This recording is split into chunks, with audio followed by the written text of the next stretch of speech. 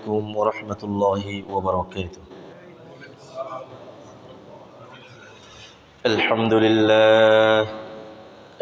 لله رب العالمين، والصلاة والسلام على أشرف الأنبياء والمرسلين وعلى آله وأصحابه أجمعين، أما بعد، فأعوذ بالله من الشيطان الرجيم.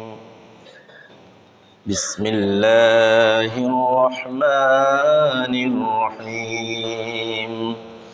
إن الله وملائكته يصلون على النبي يا أيها الذين آمنوا صلوا عليه وسلموا تسليما.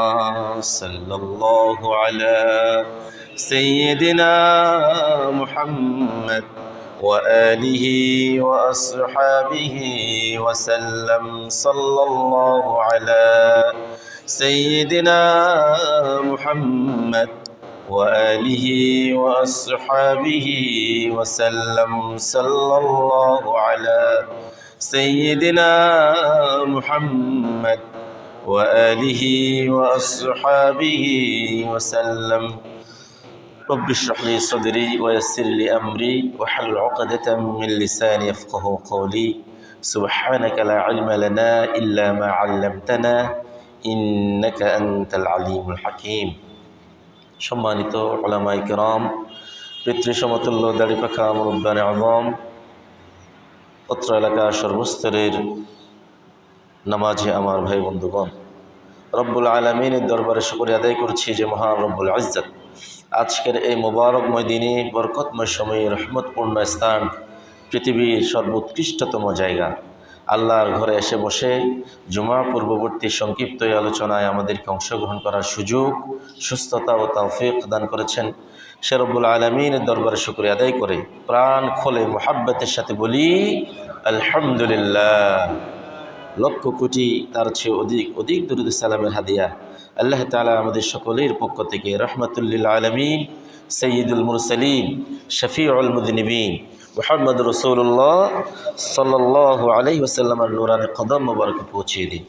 সকলে বলি আল্লাহুম্মা আমিন।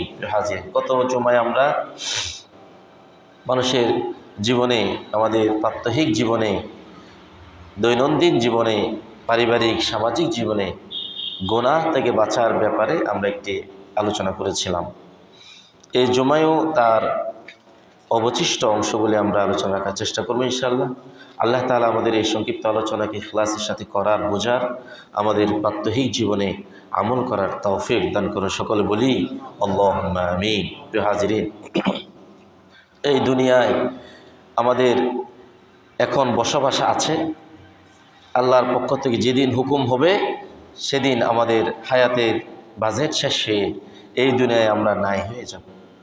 যেমনিভাবে তার উদাহরণ হচ্ছে আমাদের একসাথে চলা, একসাথে ওঠা বসা করা, আমাদের সাথে বড় হওয়া, অথবা আমাদের পূর্ববর্তী প্রজন্ম, আমাদের পূর্বপুরুষ, আমাদের মা বাবা, দাদা দাদি, নানানি, আত্মীয় স্বজনের ভিতরে অনেককে আমরা হারিয়েছি। এর মানে হলো আমরাও একদিন চলে যাব। এখানে কোনো সন্দেহের অবকাশ নেই, চলে যেতেই হবে। তাহলে চলে যাওয়াই যখন নিশ্চিত, সে চলে যাওয়ার জন্যে পাথেয় সংগ্রহ করা প্রকৃত মুমিন ইমানদারদের জন্যে অবশ্যই কর্তব্য এবং দায়িত্ব। যেহেতু সেই পরকালীন জীবনে যেখানে আর কোনো মৃত্যু নেই, সেখানে যাতে মানুষের অনন্ত এই অসীম যাত্রায় মানুষ যাতে সুখী হয়, মানুষ যাতে আল্লাহর পক্ষ থেকে রহমত প্রাপ্ত হন, সেই পরকালীন জগতের জন্যে পাথেয় হাসিল করার প্রয়োজন আছে নাকি নাই? আছে। তাহলে পাথেয় যদি আমরা হাসিল করতে চাই, তাহলে এই দুনিয়া যাতে আমাদেরকে কি করতে না পারে, গ্রাস করতে না পারে। এই দুনিয়ায় আমাদের সব কিছু লাগবে, দুনিয়াকে ফেলে দিয়ে নয়, দুনিয়াকে উপজীব্য করে আখিরাতের জন্যে আমাদেরকে প্রস্তুতি নিতে হবে। এজন্য আল্লাহ রাব্বুল আলামিন ইজ্জত সূরাতুল লুকমান 33তম আয়াতে আল্লাহ তাআলা আমাদেরকে বলছেন, তোমরা সেই দিনকে ভয় করো তোমরা সেই তোমাদের রবকে ভয় করো এবং সেই দিনকে ভয় করো যেদিন আজকে যে সন্তান সন্ততির জন্যে আমরা সেই কাক ডাকা ভুরে বের হয়ে গভীর রজনীতে ফিরি, আবার বের হই, এভাবে অক্লান্ত পরিশ্রম আমরা যাদের জন্য করছি, আল্লাহ তাআলা বলছেন সে কঠিন এমন একটা দিন আসবে যেদিন এমন আপনজন পিতা পুত্রের, পুত্র পিতার কোনো কাজে আসবে।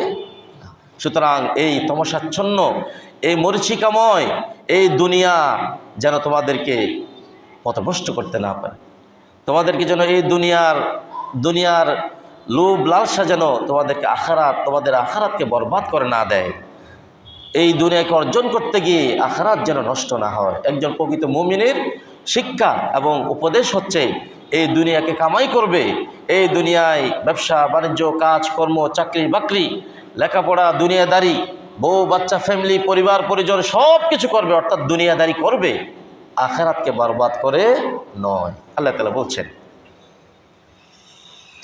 ইয়া আইয়ুহান-নাসু ইত্তাকু রাব্বাকুম ওয়াখশাউ ইয়াওমান লা ইয়াজজি ওয়ালিদুন আন ওয়ালাদিহি ولا مولود هو جاز عن والده شيئا إن وعد الله حق فلا تغرنكم الحياة الدنيا ولا يغرنكم بالله الغرور الله رب العالمين عزت পৃথিবীর সমস্ত মানব জাতিকে উদ্দেশ্য করে বলছেন, হে পৃথিবীর মানুষ, তোমরা তোমাদের রবকে ভয় করো এবং সেই দিনকে ভয় করো যেদিন কোনো সন্তান, কোনো পিতা তার সন্তানের কাজে আসবে না, কোনো সন্তান তার পিতার কাজে আসবে না। আল্লাহ তাআলা বলছেন ইন্না ওয়াদাল্লাহি হাক্কুন فلا تغرنكم الحياة الدنيا নিশ্চয় আল্লাহ রাব্বুল আলামিনের ওয়াদা সত্য, এখানে কোনো সন্দেহের অবকাশ নেই। সুতরাং এই দুনিয়ার জীবন, এই দুনিয়ার মরিচিকাময় ক্ষণিকের জীবন যাতে তোমাদেরকে পথভ্রষ্ট করতে না পারে এবং আল্লাহ রাব্বুল আলামিনের ব্যাপারে শয়তান যেন তোমাদেরকে গাফেল করে দিতে না পারে। সুতরাং এই দুনিয়ার জীবন চলার পথে তোমরা ওয়াহযারু মিনাল মাআসি সগীরাহা ওয়া কাবীরাহা, তোমরা দুনিয়ার জীবন চলার পথে সগীরা গুনাহ কবিরা গুনাহ ছোট হোক বড় হোক সকল প্রকার গুনাহ থেকে তোমরা হেফাজত থাকবে। কেন? উলামায়ে কেরাম বলছেন ফাইন্নাহা তামহাকু বারাকাতাদ দ্বীন ওয়াদ দুনিয়া, দুনিয়া এবং আখিরাতের সমস্ত কল্যাণ বরকতকে নষ্ট করে দেয় গুনাহ। গুনাহ মানুষের জীবনের সমস্ত বরকতকে কি করে দেয়? নষ্ট করে দেয়। মানুষের জীবনে অনেক কিছু আছে, টাকা পয়সা ধন সম্পদ গাড়ি বাড়ি ব্যাংক ব্যালেন্স নাই এমন কিছু নাই, কিন্তু এরপরও কেন জানি জীবনে শান্তি নাই, প্রশান্তি নাই, সাকিনা নাই। কেন? কারণ গুনাহ আছে সাথে। নামাজ দোয়া তাসবিহ তাহলিল জিকির আজকার হজ উমরা যাকাত রোজা এগুলিও আছে, সাথে আবার গুনাহও আছে। আমাদের এমন হয় কি না? আমরা গুনার ভিতরে আছি, যার কারণে তামহাকু বারাকাতাদ দ্বীন ওয়াদ দুনিয়া, দুনিয়া এবং আখিরাতের আমরা জীবন চলছি কাজ করছি, কিন্তু কেন জানি শান্তিতে নাই, প্রশান্তিতে নাই, অশান্তিতে, মানসিক অশান্তি। এটি দূর হবে কখন? যখন আমাদের থেকে গুনাহ দূর হয়ে যাবে, তখন আল্লাহর পক্ষ থেকে সাকিনা চলে আসবে। আল্লাহ তাআলা আমাদের সকলকে তার পক্ষ থেকে সাকিনার অন্তর্ভুক্ত হওয়ার তৌফিক দান করে সকল বলি আল্লাহুম্মা আমিন। হাজির এজন্য আল্লাহ রাব্বুল আলামিনের ইজ্জত বলছেন মানুষের জীবনে একটি সংকীর্ণময় জীবন, আল্লাহ তাআলা এখানে মাঈশাতান দনকা, এখানে অসচ্ছলতার জীবন, অথবা তার কোনো পাওয়ার থাকবে না, ক্ষমতা থাকবে না, মান সম্মান থাকবে না, খ্যাতি থাকবে না, সুখ্যাতি থাকবে না, ধন সম্পদ থাকবে না, টাকা পয়সা থাকবে না, ব্যাংক ব্যালেন্স থাকবে না, গাড়ি বাড়ি থাকবে না, জমি জমা থাকবে না, এগুলি বলেন নাই। আল্লাহ তাআলা বলছে সব কিছু থাকবে, এরপরেও মাঈশাতান দনকা, জীবনটি কেন যেন সংকীর্ণ, জীবনে কেন যেন কি যেন নাই, কি যেন নাই, এমন একটি জীবন কখন দেবে? আল্লাহ তাআলা বলছেন সূরাতুত তাহা 123 এবং 126তম আয়াতে, আল্লাহ তাআলা বলছেন,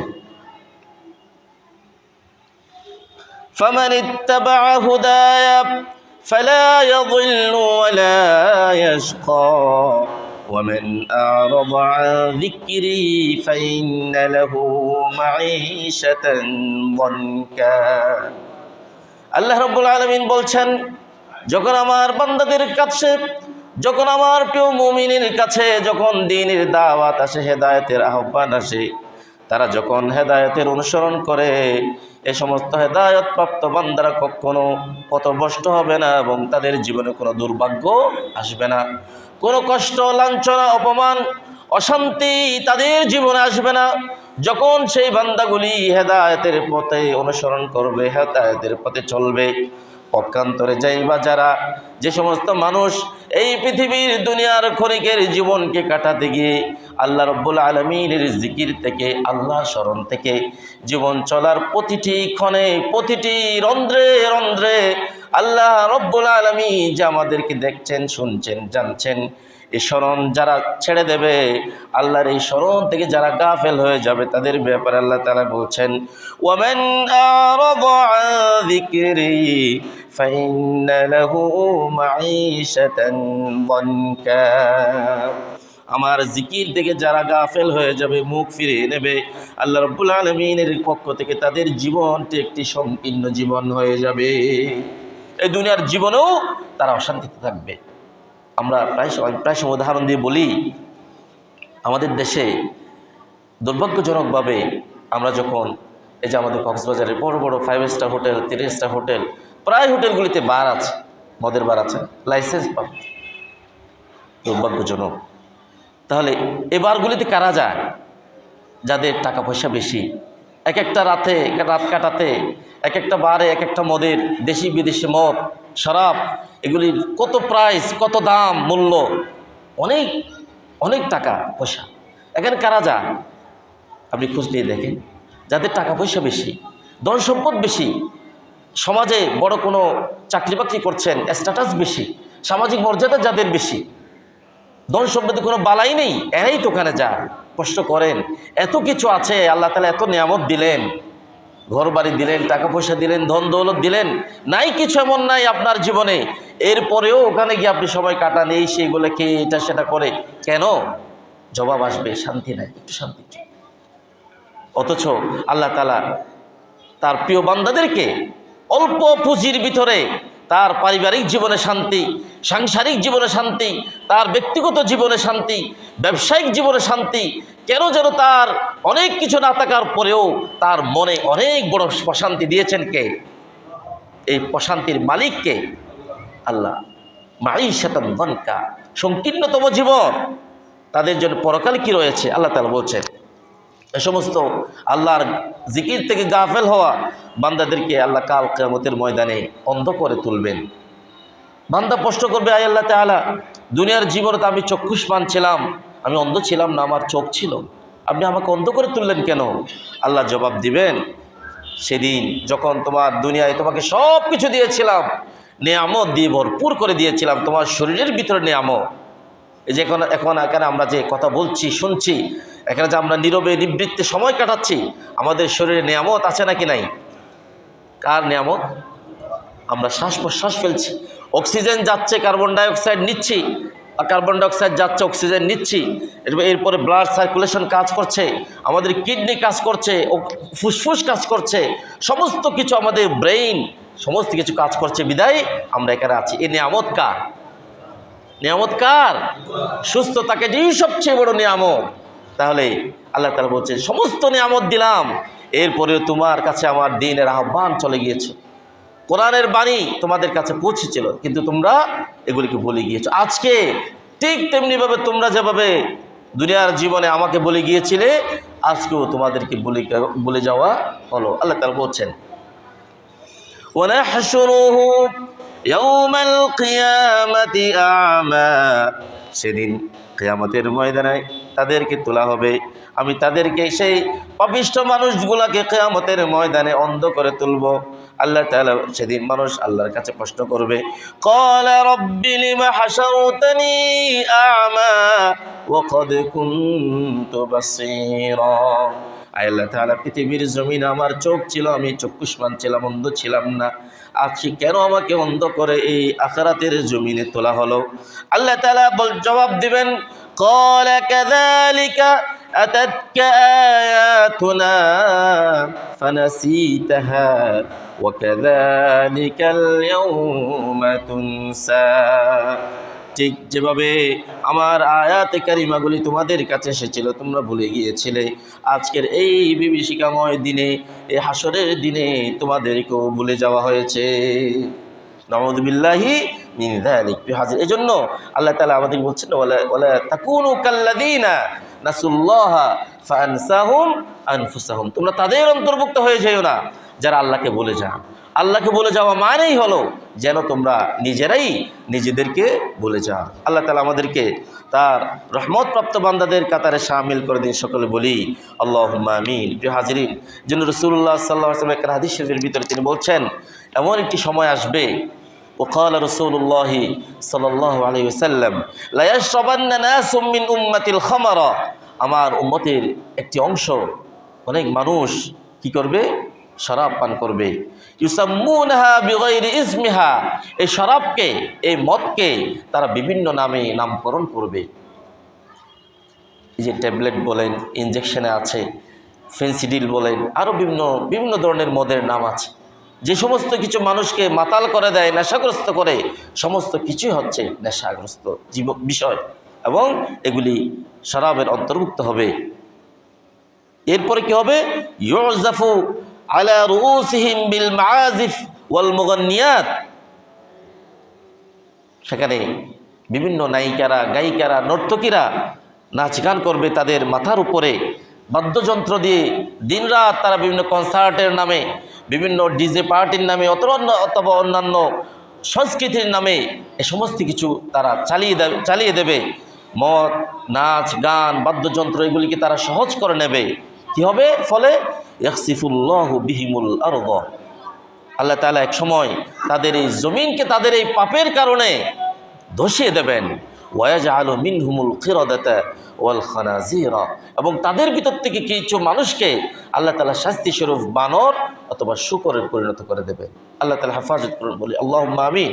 প্রিয় হাজিরিন, এই জন্য আমাদের যার যার সামর্থ্য অনুযায়ী, যার যার অবস্থান থেকে আমাদেরকে নিজেরা ভালো থাকার পাশাপাশি আমাদের এই সমাজ, আমাদের এই পরিবার ব্যবস্থা, সমাজ ব্যবস্থা, রাষ্ট্র ব্যবস্থা যাতে গড্ডালিকা প্রবাহিত হয়ে ধ্বংস না হয়, এটি সকলের দায়িত্ব। শুধু আমরা নামাজ পড়ব, আমরা শুধু ভালো পথে থাকবো, অন্যরা পুরো সমাজে সকল প্রকার অশ্লীলতা, পাপাচার সয়লাভ করে থাকবে, যখন মুসিবত আসবে সেখানে নামাজিরাও বাঁচতে পারবেন না।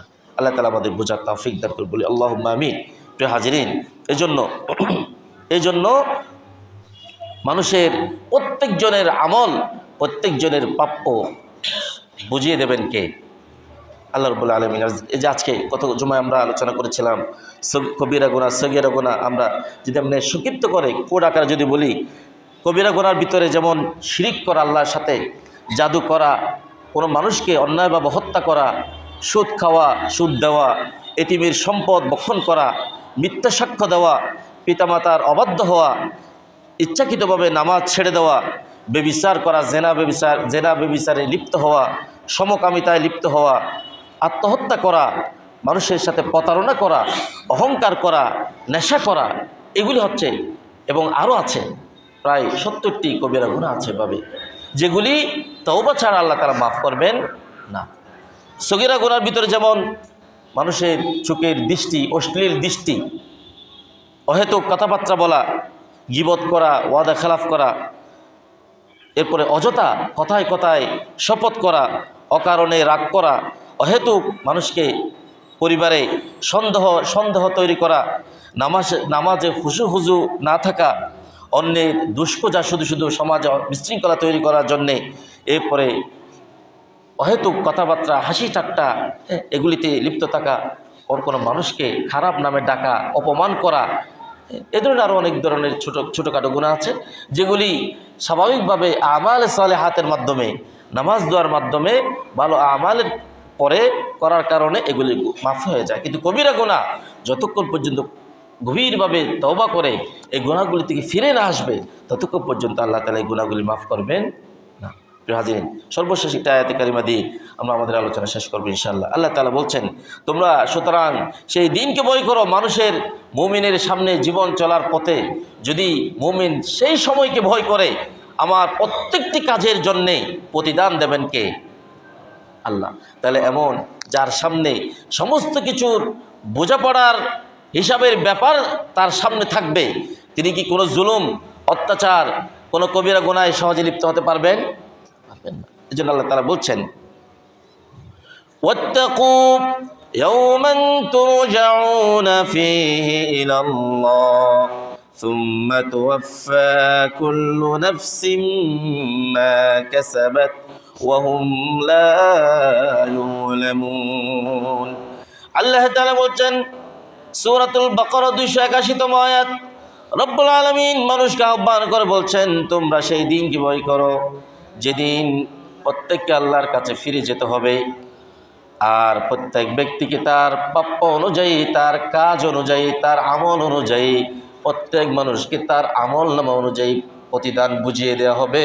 ওয়াহুম লা ইউযলামুন, সেদিন কোনো মানুষের উপরে বিন্দু পরিমাণ জুলুম করা হবে না।